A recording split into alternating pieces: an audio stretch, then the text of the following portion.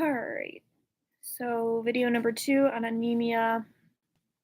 So talking about macrocytic anemia this time. So to review the MCV, we're looking at the average size of cells with the mean corpuscular value. Normal value is 80 to 100. And then again, hemoglobin. Normal hemoglobin is greater than 13 in men, greater than 12 in women, and greater than 11 in pregnant women. So in this case, the hemoglobin would be lower than normal, and our MCV would be greater than normal, so greater than 100 for our macrocytic anemias. So these can be normoblastic or megaloblastic, and they're usually normochromic. Most commonly, macrocytic anemias are from defects in DNA metabolism or change in red blood cell membrane structure. That is from the Dunphy book. So megaloblastic macrocytic anemias. So thinking about vitamin B12 deficiency. Fun facts, the liver holds 3 to 10 years worth of B12, and B12 only comes from animal products. So B12 deficiency can come from a decrease in dietary intake in our vegan patients, or a decrease in absorption, which is called pernicious anemia. And then it's also best to draw these B12 levels when the patients have been fasting. So obviously we'd see a low serum B12. These patients may have some atrophic gastritis, and a high probability that they might have some other autoimmune diseases. Folic acid deficiency is another macrocytic anemia.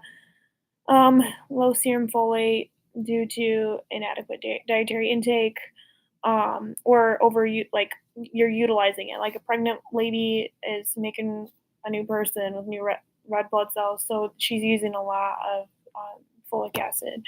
So inadequate dietary intake, high utilization.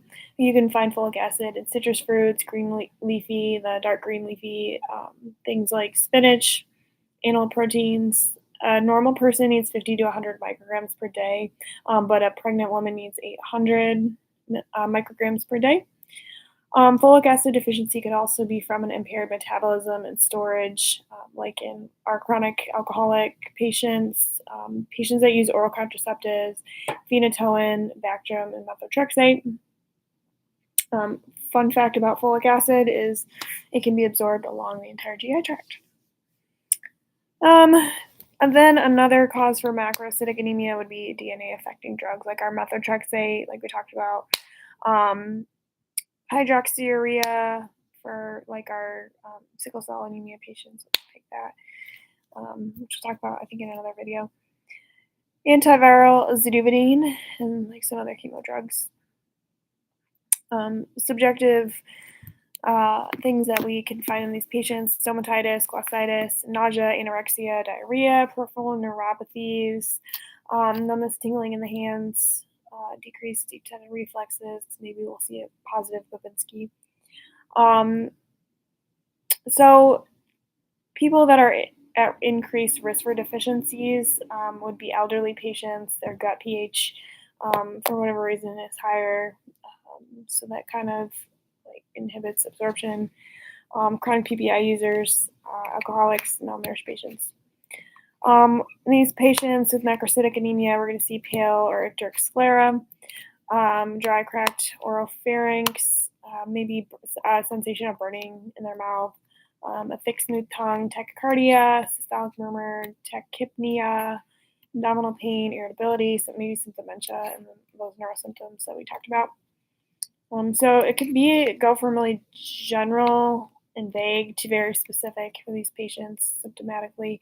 Diagnostic tests, obviously, we're going to draw B12, folic acid, and see that our MCV is greater than 100 in our patient with low hemoglobin.